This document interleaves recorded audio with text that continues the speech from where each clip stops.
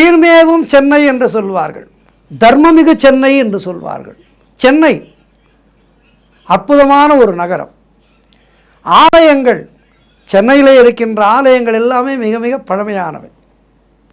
பல நூறு வருடத்துக்கு முன்பே பட்டினத்தார் முதலிய ஞானியர் இதனை அறிந்தே இங்கு வந்து தங்களுடைய ஆன்மீகத்தை வளர்த்து கொண்டார்கள். 16ஆம் நூற்றாண்டிலே ஒரு பக்கம் போர்ச்சுகீசியர் கடும் வேகத்திலே அப்பகுதியிலே மதமாற்றம் செய்வதற்கு முயன்ற போதும் அவர்களை தொடர்ந்து பிரிட்டிஷாரர் பெரிய அளவிலே மதமாற்றம் முயன்ற போதும் சித்தர்களும் ஞானியர்களும் அதனை தடுத்து நின்று அரண் போல காத்தார்கள். நம்முடைய சனாதன தர்மத்தை காத்தார்கள். தொடர்ந்து சித்தர்களும் முருகன் அடியார்களும் இந்த சென்னை எம்பதியிலே வந்து அமர்ந்தார்கள். அப்படி அமர்ந்தவர்களிலே வள்ளலார் போல பலர் அவர்கள் வந்திருக்காவிட்டால், இவ்வளவு அடியார் கூட்டம் இங்கே உருவாகி இருக்காவிட்டால் சென்னை என்பது நிச்சயமாக இத்துணை கோவில்கள் நிறைந்த நகரமாக இருந்திருக்காது.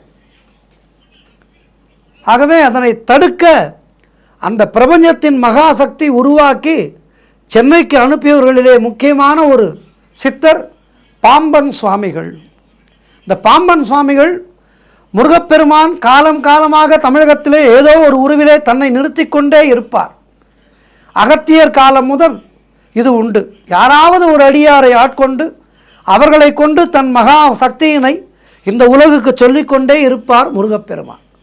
சூரியனுடைய வெளிச்சம் தாங்கி வருகின்ற நிலவு போல அந்த அடியார்கள் இருளிலே இருக்கின்ற மக்களுக்கு வெளிச்சம் காட்டுவார்கள். முருகப்பெருமானின் ஜோதியாக எரியும் அந்த அடியார்கள் மக்களுக்கு முருகப்பெருமானுடைய அருளை மழை போல ஈர்த்து கொடுப்பார்கள். உருதெரியாத உயிர் சக்தியினை பூமி உணவாக விளைவிப்பதைப் போல காண முடியாத முருகப்பெருமானின் அருளை நம்முடைய கண்முன் பெற்று கொடுப்பவர்கள் தான் இந்த அடியார்கள்.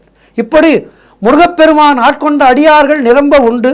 அகத்திய பெருமான் காலம் முதல் திருமுருக கிருபானந்த வாரியார் காலம் வரை சித்தர்கள் நிறைய வாழ்ந்த ஒரு நகரம்தான் இந்த சென்னை. அவ்வரிசையிலே 18ஆம் நூற்றாண்டிலே கண்ட மிகப்பெரிய அடியார் பாம்பன் சுவாமிகள். அவருடைய காலமும் அந்த காலம் கொடுத்த இன்னல்களிலே இருந்து நம்முடைய மதத்தை மீட்டு அவர்கள் வருகையும் மிக மிக அற்புதமானது. முருகப்பெருமானுடைய அருளாலே அவராலே காரிருள் நீங்கியது என்று சொல்லலாம். அக்காலம் மதமாற்ற காலம், மிக பெரிதாக அட்டகாசம் செய்த காலம்.